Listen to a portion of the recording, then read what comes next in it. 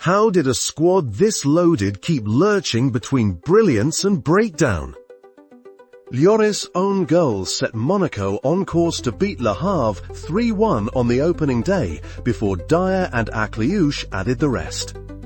Giroud's stoppage-time goal handed them a 1-0 defeat in Lille, halting that opening momentum. Akliouche, Balogun and Minamino turned it around to beat Strasbourg 3-2 at home, with Zingola dismissed in the closing stages as Monaco completed the comeback. Minamino put Monaco ahead, Salis's own goal brought Auxerre level, and Ili Nakena struck in the final moments to nick it after Auxerre were reduced to 10. Monaco's Champions League opener turned into a heavy 4-1 defeat at Club Brugge, with Fatty's stoppage-time consolation the only reply on a brutal European night.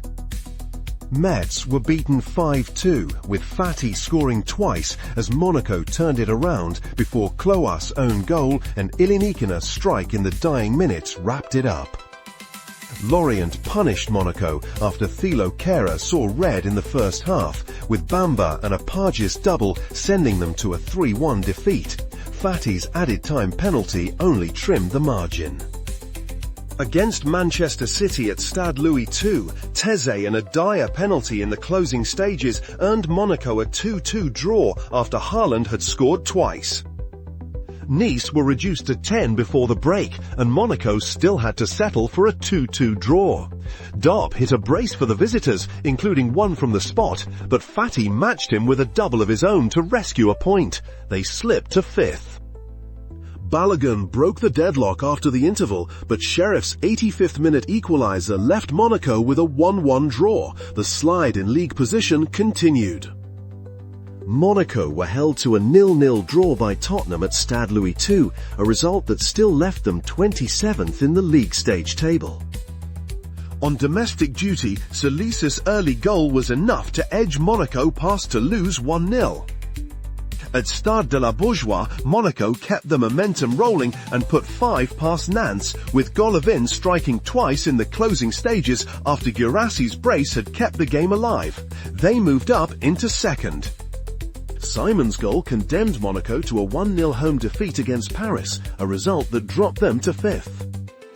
Balogun's first half goal was enough for Monaco away to Bodo Glimt in the Champions League. Jostein Gundersen was given his marching orders near the end. Saïd struck twice as Lens won 4-1 at Monaco, while Balogun's penalty was overshadowed by his red card. Rennes ran out 4-1 winners at Razon Park, with Monaco playing a man down after Zakaria saw red in the second half. Beereth's stoppage-time goal only trimmed the margin. In the Champions League at the Alpha Mega Stadium, they drew 2-2 with Paphos after Minamino and Balogun gave them a fast start. Salis's late own goal denied the win. Minamino's second-half goal saw Monaco edge PSG 1-0 at home, despite Thilo Kehrer's dismissal near the end. Monaco's return to the road ended in a 1-0 loss, with Doumbia's first-half goal proving decisive, before Ludovic Ajorc was sent off for Brest in the second half. Balogun fired Monaco past Galatasaray 1-0 on their Champions League return to Stade Louis II. It also helped their league stage position start to improve. Marseille took it 1-0 in the closing stages, with Greenwood's strike leaving Monaco with a late Ligue 1 defeat. Beereth's brace sent Monaco past Auxerre with a 2-1 win in the Coupe de France. That took them into the next round. Lyon left Stade Louis II with a 3-1 win after Mamadou Koulibaly saw red midway through the second half, with Sulk scoring twice for Lyon. In the Coupe de France at Stade de la Source, Monaco saw off Orleans 3-1, with Balogun opening the scoring before Elanikina struck twice in the closing stages, despite Stanis Idumbo Muzambo seeing red. Lorient handed Monaco a 3-1 home defeat in Ligue 1 through goals from Diang, Makengo and Karim. Fatty's strike was far too little, too late. Mbappe hit twice as Real Madrid swept Monaco aside 6-1 at the Santiago Bernabeu in the Champions League. Teze pulled one back late on after Kérez's own goal had added to the damage. Back in domestic play, they held Le Havre to a goalless draw away at the Stade Océan. It was a steadier response after the heavy setback in Europe. Monaco closed their Champions League campaign with a 0-0 draw at home to Juventus. Fati started the scoring as Monaco beat Rennes 4-0 at home in Ligue, with Akliouche and Koulibaly pushing the game clear after the break. Idumbo added the late fourth. Monaco's Coupe de France trip to the Stade de Louis ended in a 3-1 defeat to Strasbourg, with Enkisso's double leaving Beereth's reply only as a brief lifeline. Monaco then played out a goalless Ligue 1 draw away to Nice at the Allianz Riviera. Adingra struck twice as Monaco beat Nantes 3-1 at home in Ligue 1, with Zakaria adding the other goal. Golovin was dismissed in the closing stages. PSG's Doué scored twice as Monaco fell 3-2 in the Champions League, with Balogun's brace still not enough after Alexander Golovin's red card. Against Lens, they went from early deficit to a 3-2 win on the road. Balogun levelled after Edouard's third-minute opener, then Zakaria and Fati struck in quick succession to finish the comeback.